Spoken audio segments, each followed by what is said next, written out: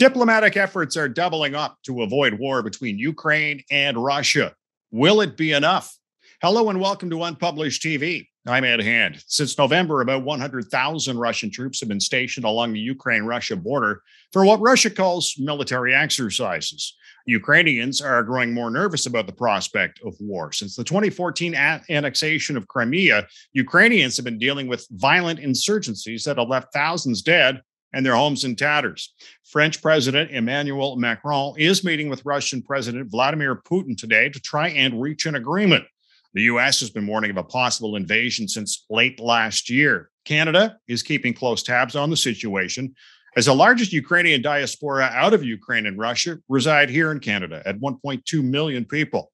This country has sent funding and non-military equipment with troops for training Ukrainian military. It has not sent lethal military weapons. Macron refers to today's meeting as a dialogue and de-escalation. This is a pivotal moment in the standoff. And joining us to discuss the Ukraine-Russia tensions and Canada's involvement, Dr. Alexander Wanashka.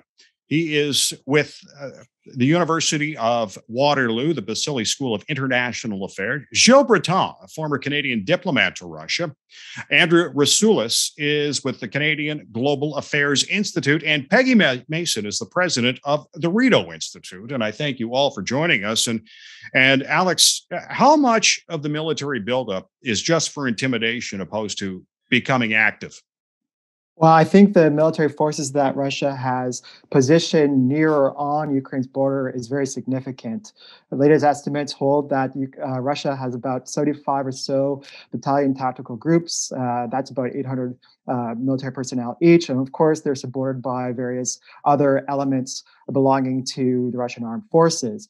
And they're spread across multiple vectors along Ukraine's border, vectors being Crimea, as well as in eastern Ukraine's border region, as well as even Belarus, which is actually quite very much a game changer because, of course, Russia has not really had significant deployments in Belarus until very recently. So the combat credibility of those forces is very much real. And the political rhetoric coming from the Kremlin is such that it brooks very little compromise because it makes various non-starter demands that, of course, NATO, as well as Ukraine, will reject. So it seems like there is no meaningful bargaining space as regards to Ukraine or some of the demands that NATO has faced from Russia. And so that makes me very pessimistic. Of course, what is debatable is the scale of military operations that Russia can have with these military forces. We don't know, but all sorts of scenarios are being considered. But I think that the potential for a major escalation is very real indeed. Gilles, how concerned is Russia about its international status, and how does intimidation of Ukraine help or hinder that? Oh, I don't think there is a great deal. I wouldn't call it concern. There's been some, the concern has to do with the long term, if you want. In this case, it's the old idea of the nature of the European security architecture that has emerged at the end of the Cold War with the expansion of NATO. So the concern is that, as a result, for the years of the Cold War, there was a certain balance, so to speak. I mean, and Andrew would have sort of known this was achieved, for instance, with all these instruments, disarmament instruments that were in place.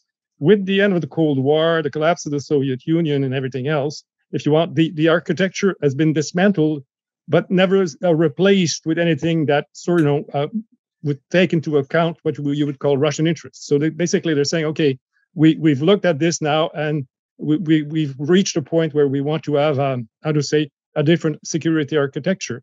What is interesting in that respect is that they've heard the same thing also said by some European countries, like the French and the Germans in the last few years in some indirect way. So this is what you're getting into, is that whereas the US did not want to engage in security discussions, if you want, about European security architecture, Emmanuel Macron just reminded us today that last year, Germany and France had proposed the idea of a EU-Russia security summit. So that's where you have, in this sense, the preoccupation is to try to arrive at a new system in place that would sort of deal with the long-term what people countries see as security threats.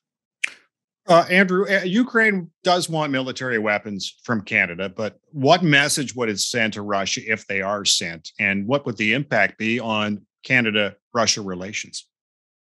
Right. So I think that, well, first let's go back. There is asymmetrical dominant escalation capability for Russia. Any amount of weapons that Canada puts into the theater will have zero impact on the military dimension. It will send a hardline signal. Some people may want that for political reasons. But on the other hand, if we want to have a diplomatic role to play, and right now, I would say with Macron in Moscow and Scholz going to Washington and all this very positive activity, that Canada may wish to actually switch gears, as it has actually done for about 2 weeks now.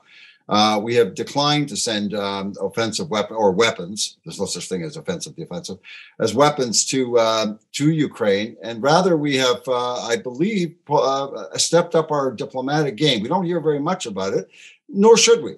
This is not microphone diplomacy that should be taking place, but rather Canada could be playing a very important role behind the scenes to buttress the effects that Macron and Scholz are going to try and do.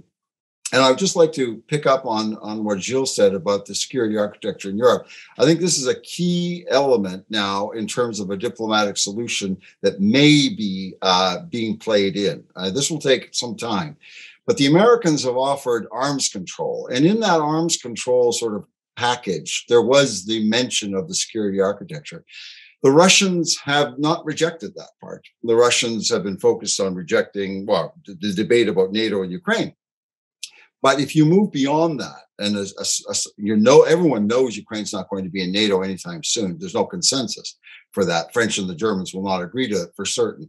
So the question then becomes, can we, in a security dimension dialogue, like in the Organization for Security Cooperation in Vienna, which has that mandate to actually discuss that? And I was a delegate back there from 1992, and this was at the end of the Cold War. This was a topic that was becoming discussed, and then other things happened. But so I think that, yes, I think Canada can step up the game diplomatically. We have a role to play. We also contribute to the Minsk proposals. That's also taking place. There'll be a follow-up meeting in Berlin, I believe, on February 10th, approximately. So there's lots of stuff going on. And I think we would put our eggs in the diplomatic basket. Now, on the military side, politically, Canada has done much more than it's been required to do. It's been punching a bit above its weight. So I think that there's no shame for Canada in that, but rather we have been underplaying our diplomatic game. And this is where I think the doors are open for us now, and I hope we're stepping through them. Peggy, the crux to Russia's problem with Ukraine seems to be NATO membership, and Ukraine has been a sovereign nation since 1991. Can it not make up its own mind?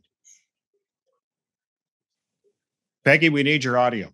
Sorry, I took it off and forgot to put it back on. Oh, somebody always has to do that. Well, I guess in a perfect world, everybody would be able to be sovereign in all of their decisions. But, decisions impinge on interests of other countries. And an important point not to forget about Russia. And actually, it's quite fascinating that the most senior person in the Russia expert in the American administration is the head of the CIA, and he wrote a memoir because he was a key person at the end of the Cold War in the serving in Moscow and in the American administration. And he wrote a memo, and he wrote many memos. He wrote many warnings, as did other key figures who have spoken out recently, warning very much about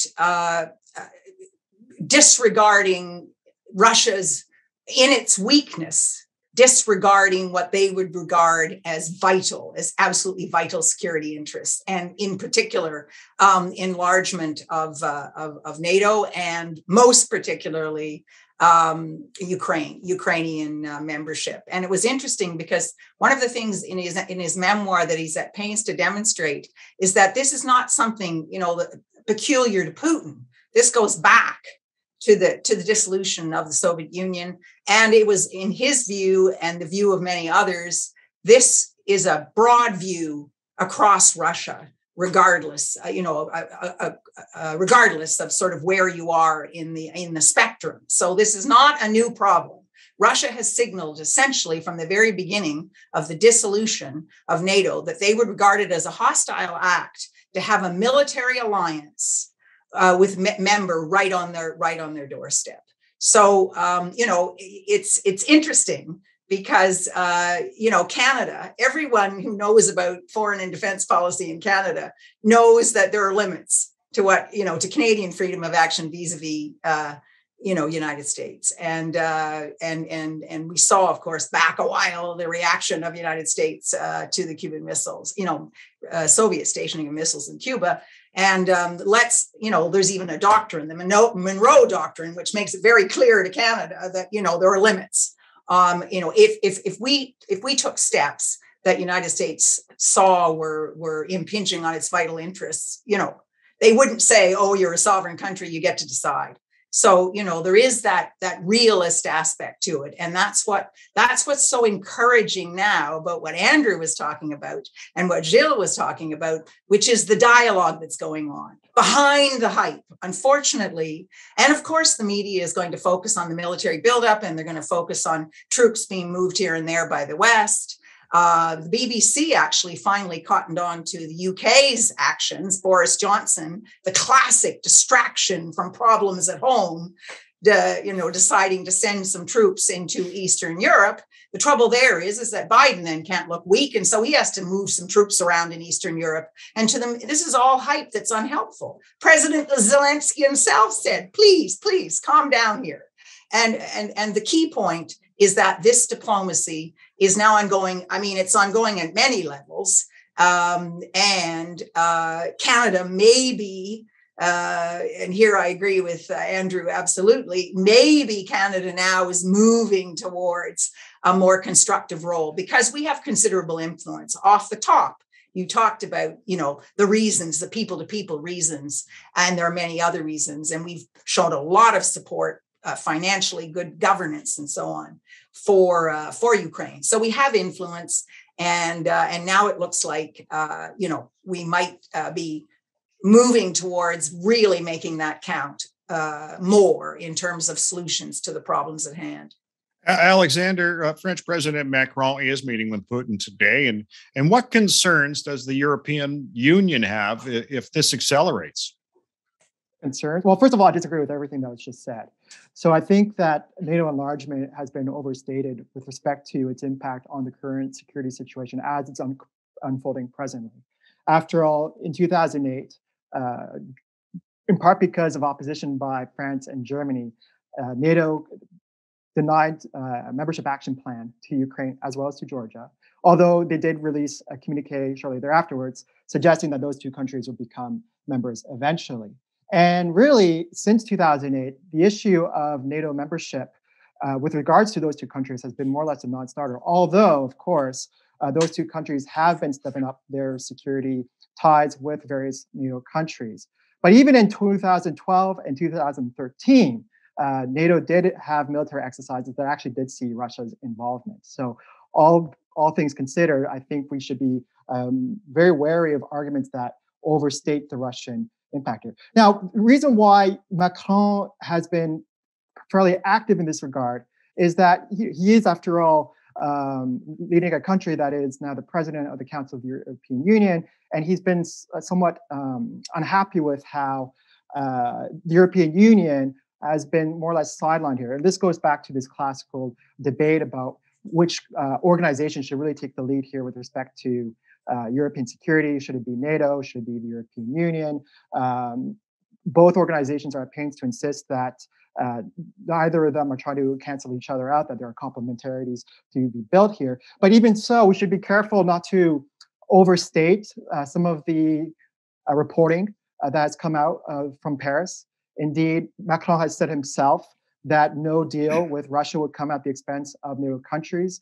In some ways, there was a political article that had mistranslated some key aspects of Macron's remarks to the detriment of the alliance. So he's doing what Biden and what Johnson have done. They're not in it just to posture. I think, if you look at their sweep of their history with regards to Ukraine, they've been fairly active in providing some level of support. They're not doing it for domestic reasons or what have you. But Macron is more or less doing what they have done.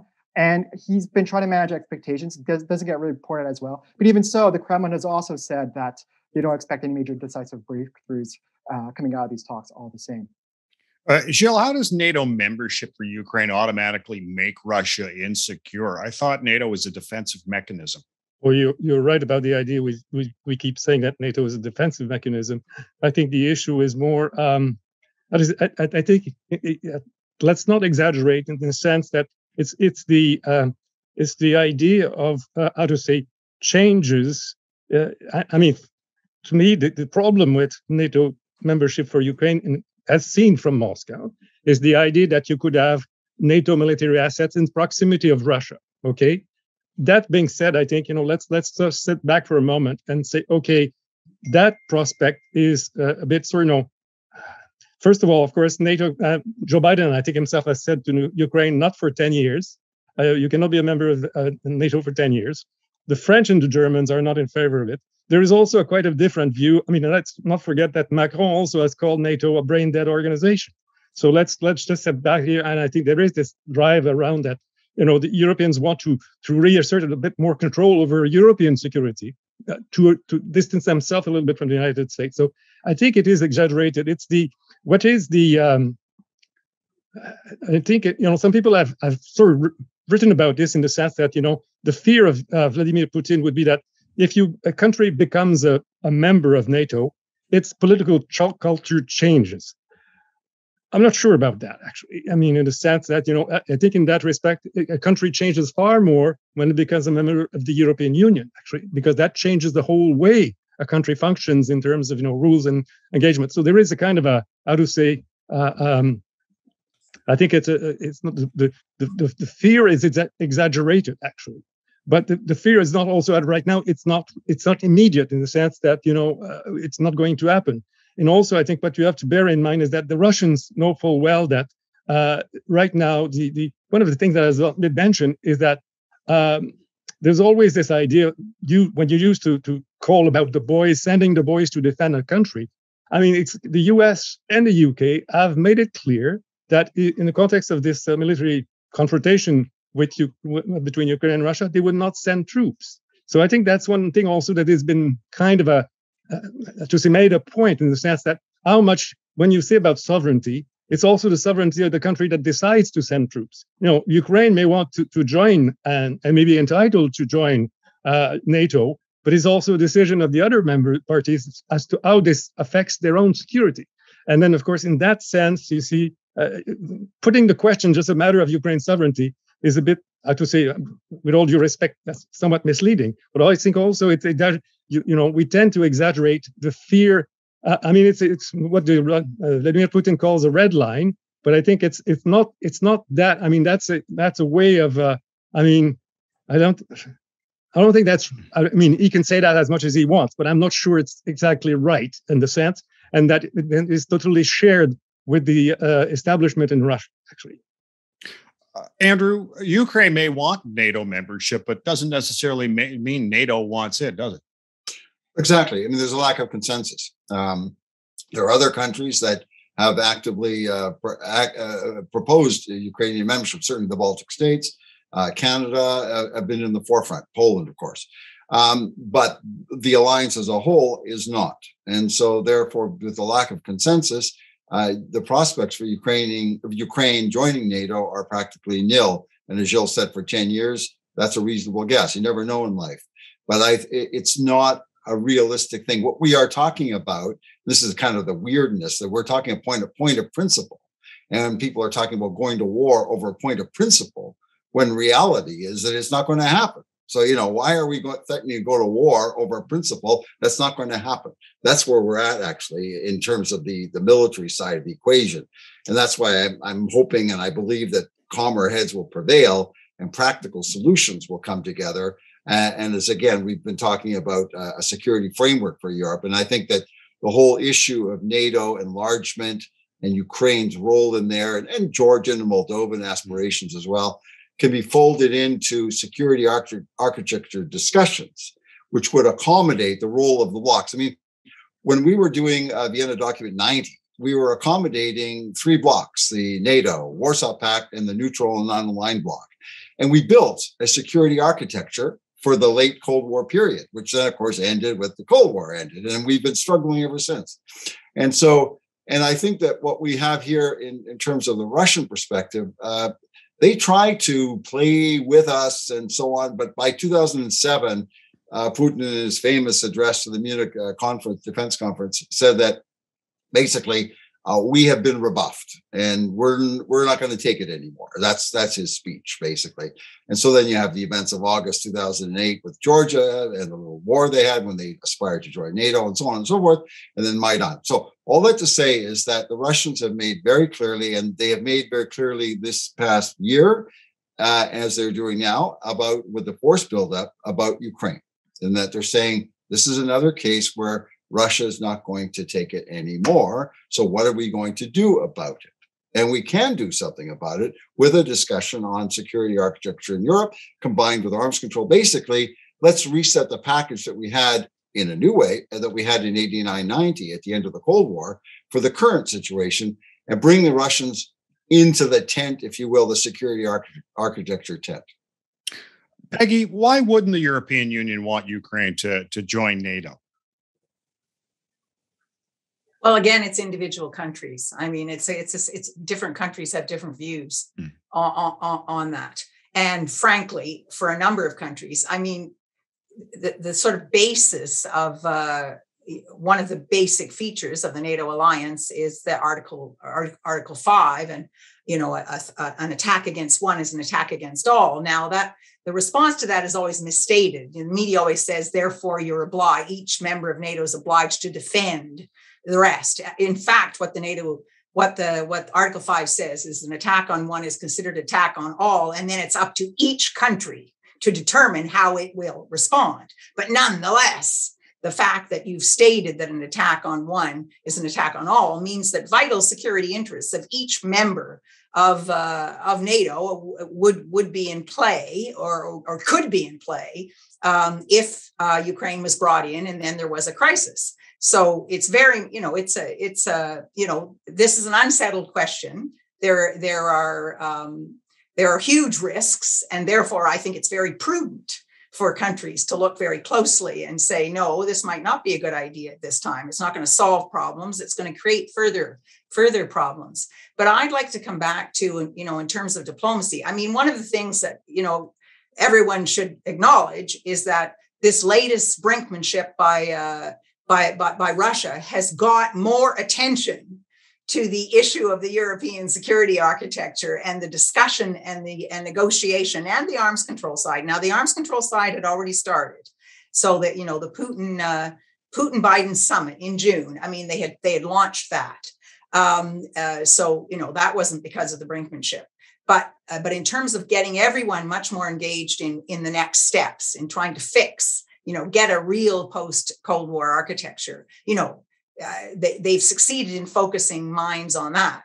But the one part of this equation that still isn't being directly focused on in the way it should, and certainly not in the media, and Andrew mentioned the Minsk Accords. In fact, there is a deal.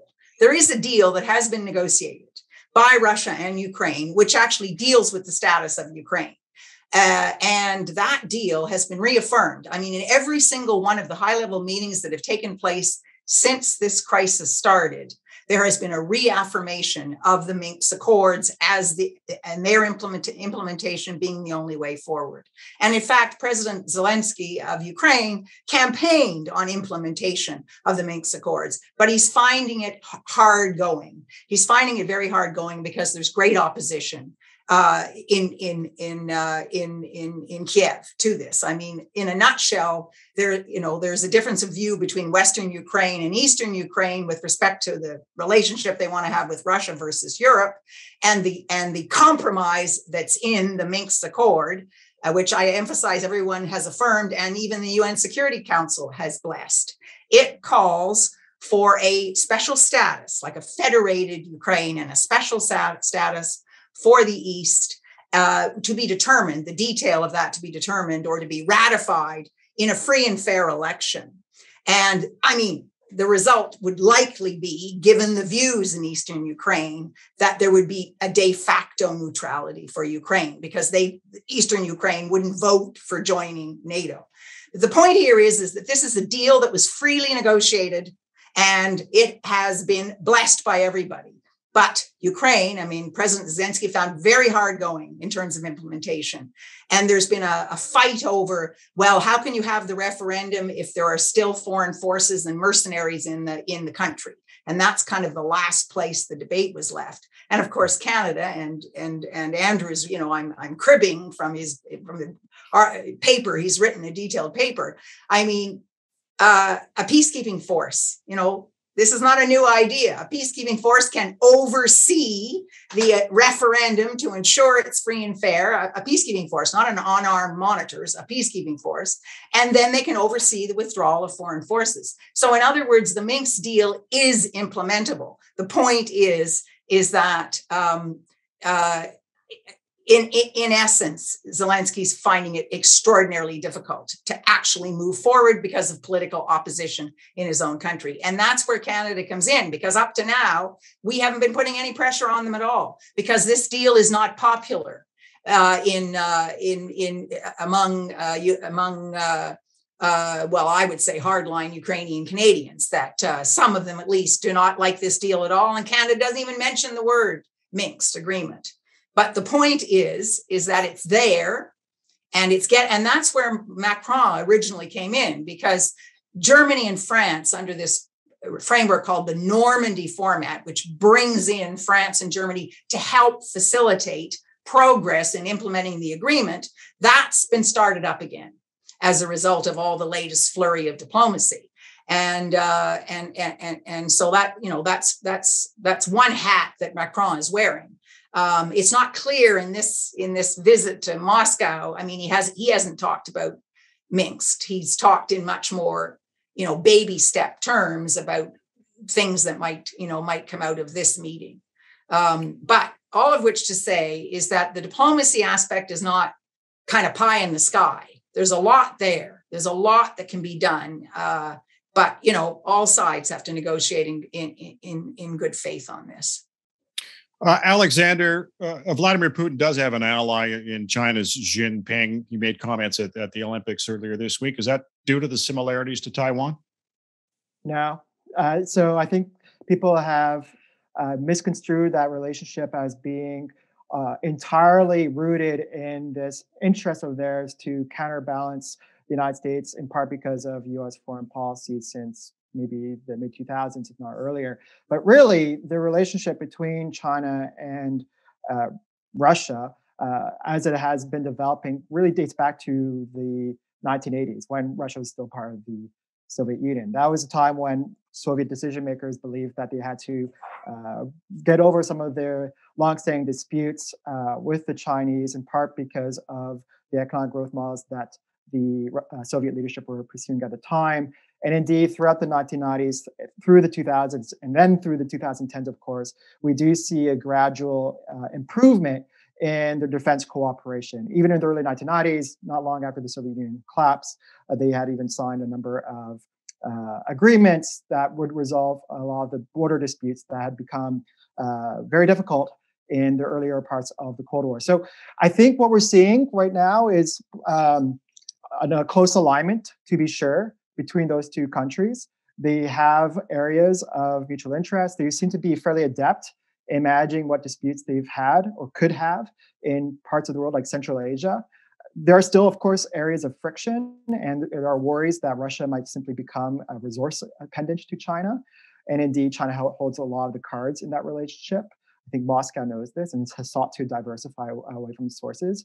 It's, what's interesting to me is whether they'll actually go as far as to sign a mutual defense treaty, something that they did do, in fact, early in the Cold War, but ultimately collapsed because, again, of those disagreements that I mentioned. But I think they have sufficient reasons to be a little wary of aligning themselves too close to one another, because they are involved in disputes like Ukraine and Taiwan. And I think either one of them will be reluctant to get too involved in those conflicts, which might be really peripheral to their own interests. Gilles, how's this current standoff playing in the Russian public?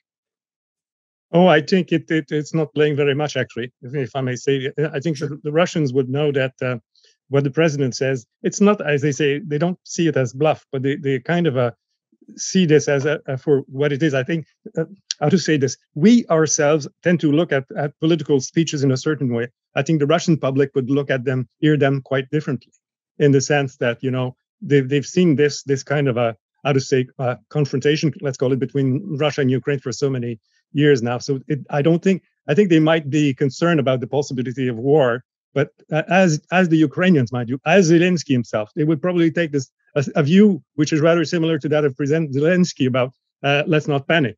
If you've seen the call from President Zelensky in that respect. So I think this reflects what I would call a generally Soviet political view of the world, so to speak, how you understand speeches. And if you live in that part of the world, you understand things slightly differently. So the perception becomes different. So I would not see a big difference between what President Zelensky is saying and what the Russian public would be saying. Let's not exaggerate this.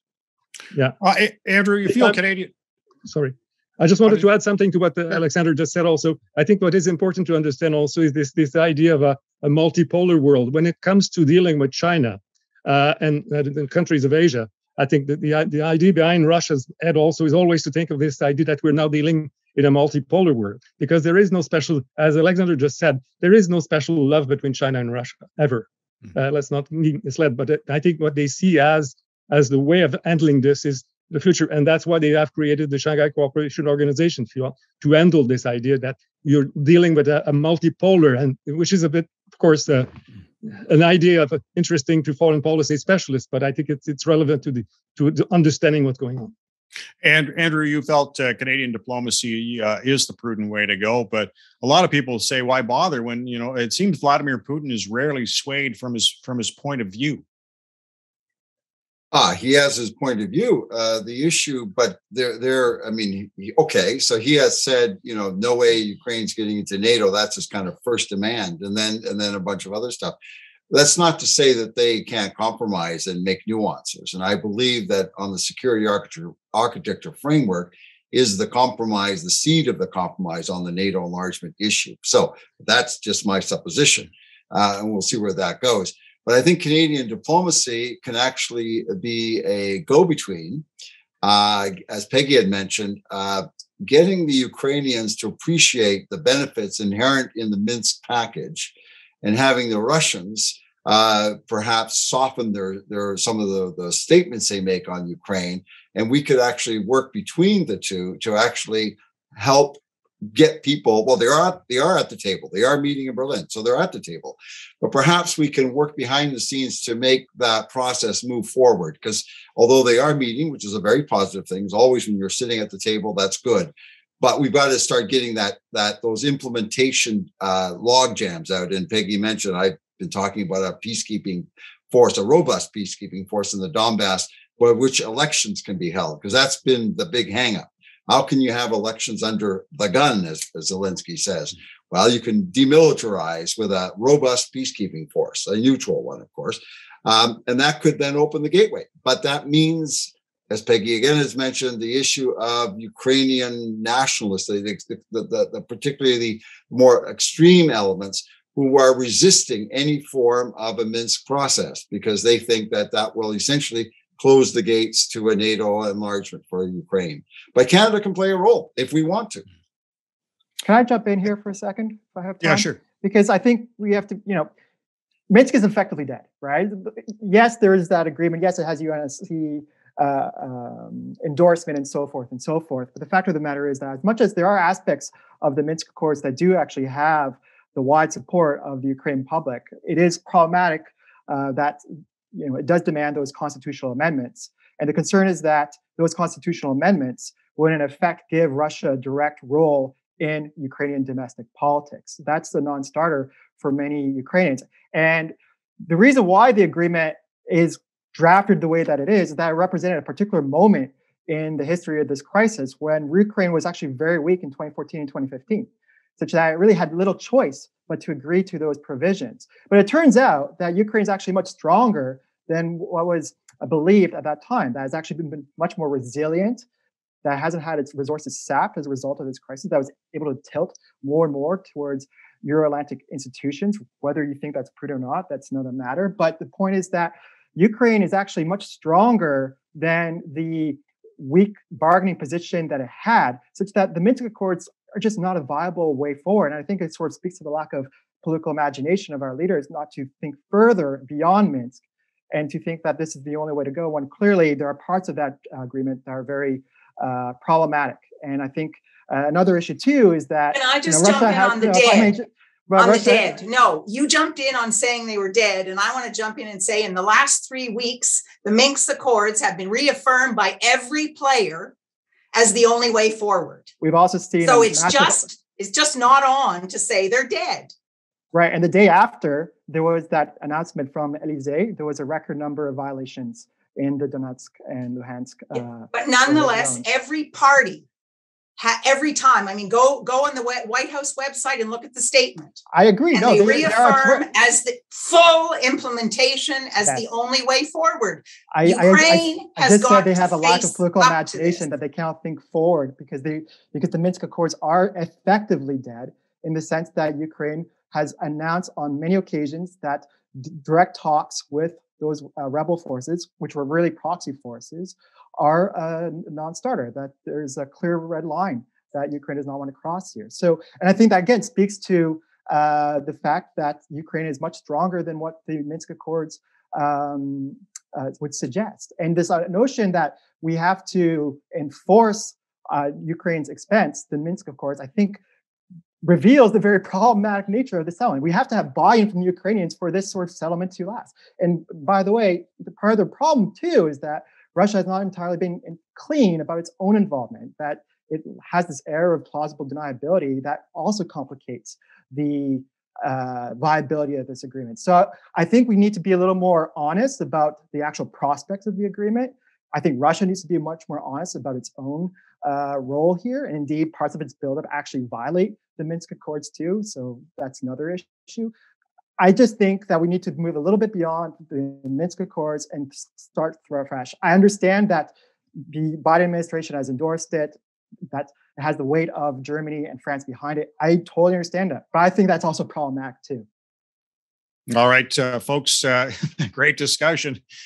And we ripped through time very well, very well. I want to thank our guest today on Unpublished TV, Alexander Wanashka. He's the assistant professor of the Department of Political Science at the Basile School of International Affairs at the University of Waterloo. Gilles Breton, former Canadian diplomat to Russia. Andra Rusoulis, he's with the Canadian Global Affairs Institute. And Peggy Mason, president of the Rideau Institute. Coming up on the next Unpublished Cafe, another federal conservative leader bites the dust with the infighting. What is the future of the Conservative Party of Canada? We have a stellar lineup to tear up the issue. Thanks for watching Unpublished TV. Stay safe. I'm Ed Hand.